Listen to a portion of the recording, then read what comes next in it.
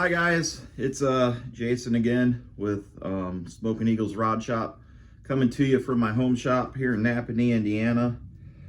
Hey guys, it's been a little bit since I've been out here. I made some really good progress on the car, and then I needed to take a break. There was a lot of stuff around the house that I hadn't gotten caught up on since my hand got hurt. So I was kind of running around trying to get some stuff done on the house before fall. So I got most of that done, so now it's a little time to turn back to the Elco. Something that I've been neglecting in the garage is just to get it clean. It's an absolute mess at the moment, and I'm not real happy about it. So I think the first thing we're going to do today is get the garage cleaned out. What I'd really like to do is get everything for the Elco in the bed of the Elco, and everything that's for the little yellow truck into the bed of the little yellow truck. And then I also ended up with some BMX stuff out here, and my lawnmower and some stuff from over the summer. I'd like to get that stuff out of here. I'd like to get the BMX stuff up back to the main house, get the lawnmower put away for the winter now, and get to that. But on the Elco, I've gotten a little bit more done on there that I did off camera, just some tinkering around on. But it's time to get to making those hoses. I had to order, a new hose or two. That took a minute. It was, it is what it is. But let's get to making those hoses, and I'd also like to get the shifter installed. I got a BTM ratchet style shifter. Been reading the instructions on this guy, how to install it. So I'd like to get that installed today too.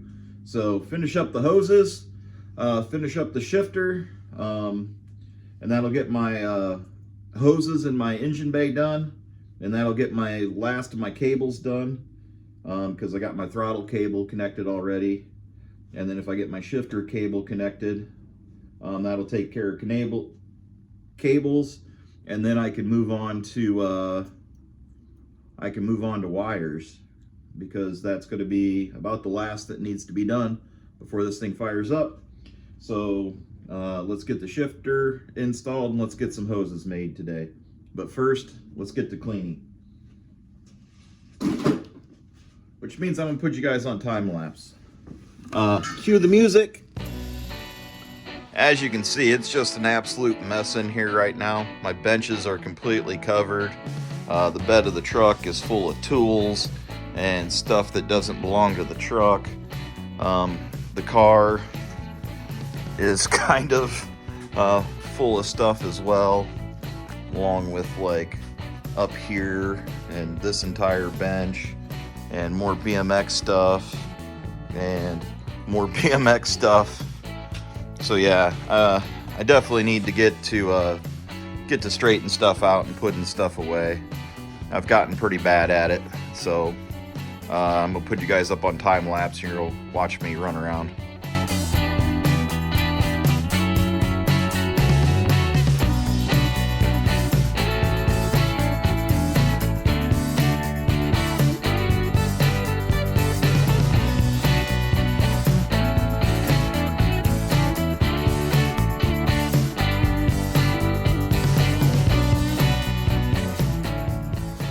Yeah, I think that's going to be it for cleaning up on today. So let me go over some of the things that I've done while you guys have been gone. I dented that header in real good right there. I don't know if you can see that, but we got clearance. We got the bolt in the back of it. So yeah, we got room for the header now, which is good. I have these coils, and I have these mounting brackets for them, but I'm not real sure where to put them. So I've been kind of working on that. I don't know if I want them like high and tight up here in the middle behind, or if I put them like way out here to the side and shoot them in. Kind of running out of room for stuff on that front, but yeah, I think that's going to be a decision for later. I'm also not sure if I'm going to run these coils. I'm kind of maybe backtracking a bit, but I did get that accomplished. I have those, so that's kind of a thought. But yeah, I did put this pump in so that you can see that. So this is a fuel pump, and it's going to connect one line to the tank and one line return to the tank, and essentially you run a low pressure loop from the fuel cell in, and then you run it return back. So it's a return style, so that way this tank will stay clear of air. And your fuel pump sits down in the bottom of here, so any air is going to go to the top, it's going to return back to the back tank. So this little tank will always stay in fuel. Your back tank can fluctuate a little bit. Other than that, I was looking for a coolant hose for the bottom. I had a coolant hose, but it was a little too short, so I had to order a new one. It took a while to get it, but it just came in. Let me put these coils back. These coils, I don't want to get damaged. That would really not make me happy if those got hurt. But yeah, oh yeah, I also got some of these. Let me look at this stuff too while we're right here. Trash. Yeah.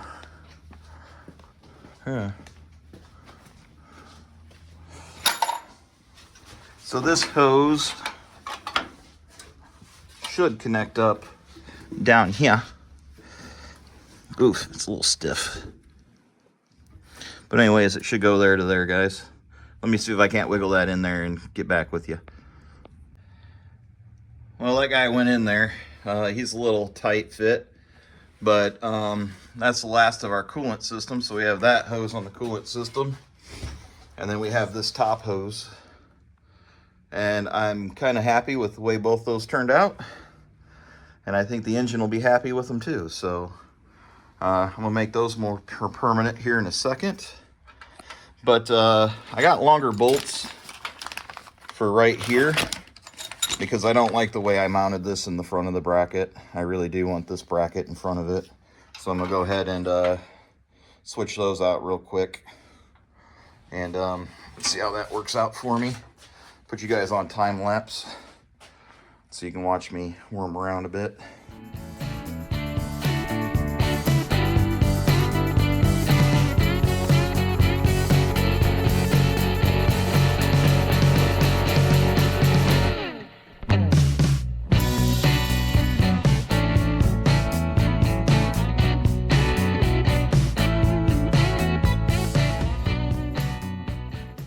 So I don't know if you guys could see from there, but what I did was I moved this out until in front of here. I did have it behind here, so I just added more space to these bolts just to get that in there. It didn't really change any of the alignment or anything like that, but it's sitting out there just a little further so that it's maybe a little better supported, but hey, it still is what it is. I just think that's a better way of doing it. We got a lot of spacers there, and I added spacers there to really push that thing out there and get it. I don't know. It'll work, or it won't. We'll change it again. So I guess those are now my first two hoses of the coolant system. So let's get up here and do the rest of these steam ports and finish off the coolant system, and then we can jump over to the cooler for the transmission and the oil filter. Okay, let's get to doing those. Oh, and the power steering. We can do the power steerings today too. So let's get to making some hoses, guys. I don't know if I've ever explained to making hoses before, or how I do it at least. So let me get set up and I'll show you my my hose technique. Okay guys, this is how I make hoses. I kind of run my hose in there about where I need it, and then I'll mark that length, and then I'll go over to the bench and cut it off. But this stuff's kind of expensive. You end up with it all over the place, and it sucks when you mess it up and have to do it twice, especially when it's like the last hose you got to make and the piece you just cut off is longer than what's left on the reel. So always leave yourself a little bit of room.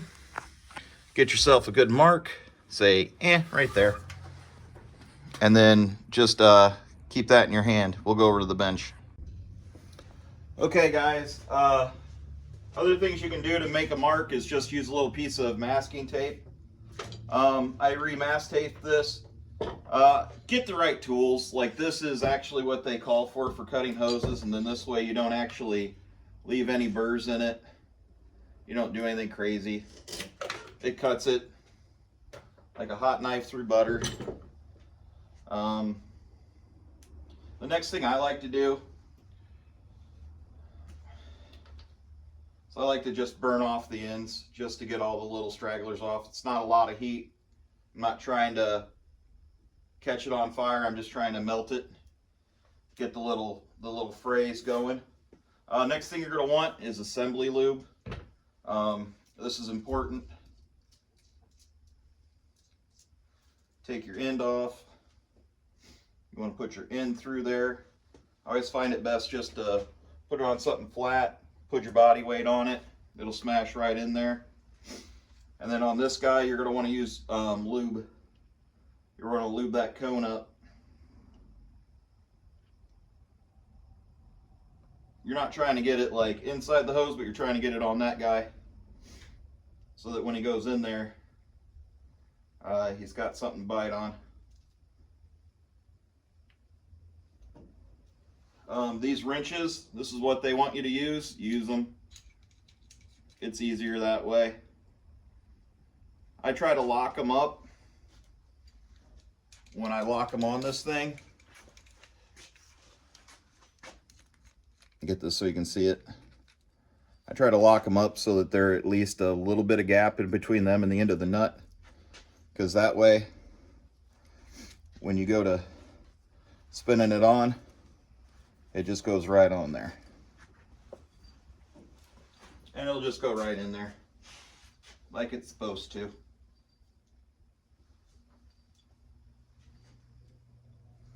Easy peasy.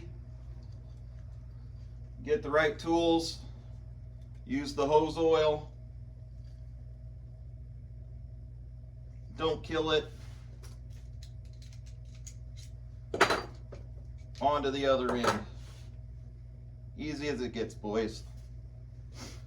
Again, pull this guy off, and if you frayed that end good, it won't get in the way, but it'll let you just push that down flat and just smash it with your body weight.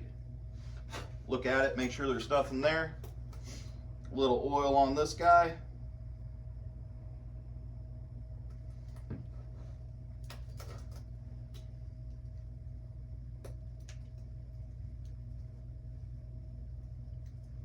And again, use these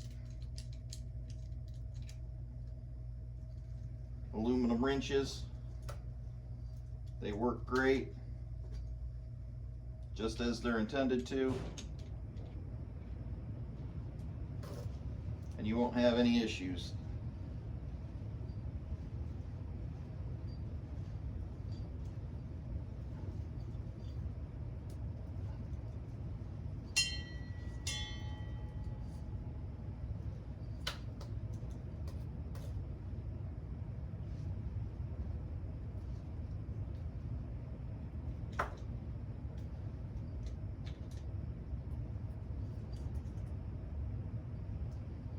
There we go.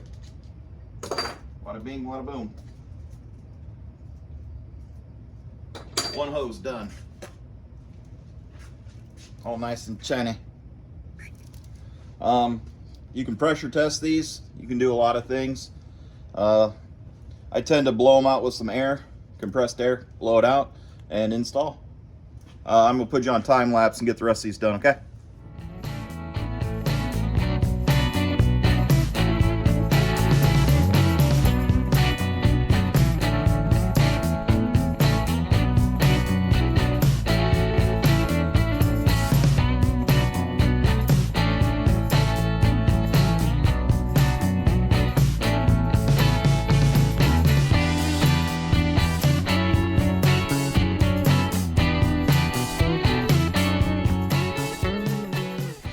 Well, guys, let me show you what I got done. I got those power steering hoses complete. So the power steering system is all hooked up. I have my returns and my feed down to my power steering pump. And then I have the high pressure line from the pump to the steering. So the steering is minus fluids. It's ready to go. The coolant system, I got that little one made, and then I got the one that runs all the way to the back. So my steam ports on my heads bypass my thermostat and just come out into the radiator. So that's going to let a little bit of water bypass the thermostat, and it's also going to let any steam that gets trapped in the head to just get out of there really quickly from both the front and the back. I have my top radiator hose, I have my bottom radiator hose, and then I went ahead and got these hoses for the transcooler done down here. I don't know if you can see those, guys, but I actually made those the same length. And then the one just has a bend in it. I didn't really want to make a really super short one because then it'd have it nowhere to go, like if the motor and transmission flexed. So definitely leave some lines, some length in your lines when things are going to move. So I made those both the same length, so you don't have to worry about getting them right if you have them both off. They'll go either way. So I thought that looked pretty good, pretty slick right down there. For the transcooler is now hooked up. The only thing I didn't get hooked up that I wanted to get hooked up today was the old filter to the bottom of the oil pan down there. And I'm just going to need more hose, and these 90s here are just too aggressive. I'm going to need maybe like a 30 or a 45. And I also need more hose. I don't have enough 10 AN hose. So I'm going to have to get more hose. And I think I'm just going to run it from here and just tuck it right through that hole. And then there's 2 pieces of tape down there is where it's going on the pan. So I think I can just slide it up over there, and then I'll probably get some heat shield for it for down in here, and then we're just going to call that good for now. And that's the last set of hoses I now have to make. So now hoses are done. I have one cable done. I need to get that other cable done so that I can get onto the wiring. And yeah, so I need to get to the shifter, but that cleaning today kind of took a little bit longer than I thought it was going to, and it's still kind of a mess in here, as you can tell. So I think I'm gonna call it a day. I also got that bracket moved. I think that looks way better. I think that's gonna be a better solution than what I had. I think that's gonna be a better solution. So I got some things done. Well, guys, I got some things accomplished today that I wanted to. I did not get to the shifter. Shifter's still here. I think I'm gonna make that the next video, is putting the shifter in. So yeah, thanks for sticking with me through getting the garage a little bit cleaner. Thanks for sticking with me through making hoses. I think hoses are a little bit funner than wiring, but I don't think it's much funner than wiring. Yeah, put it in the comments down below. Which one do you like better? Making AN lines or making wires with connectors on the ends of them, or putting shifters in? I'm kind of not wanting to do the shifter. It's kind of got me a little intimidated. I've never done it before. Well, I've done it on the little yellow truck, but that was a manual. This is an automatic. So I'm a little scared to do it, but I guess I got to get to it. So thanks for coming along with me this video. You guys are a big motivation. You guys keep me going on this. Man, we're getting super close on that Elco. Yeah, we're down to getting a shifter in it. We get the shifter in it. We get fuel lines. We get the fuel system figured out, and we get wiring. And those are kind of the big three topics that are left now. We got past all of that front belts. We got past all the belts on it. We got past all the hoses on it. And now we're down to you know, just a little bit, you know, kind of buttoning things up. So thanks for coming along. Thanks for watching. Thanks for supporting. Yeah, I can't wait to do the first burnout in this thing, man. It's starting to, you put those hoses in there and it starts to look like a car. So you know, let's stay on it. You know, let's stay motivated, and let's get this thing doing a burnout.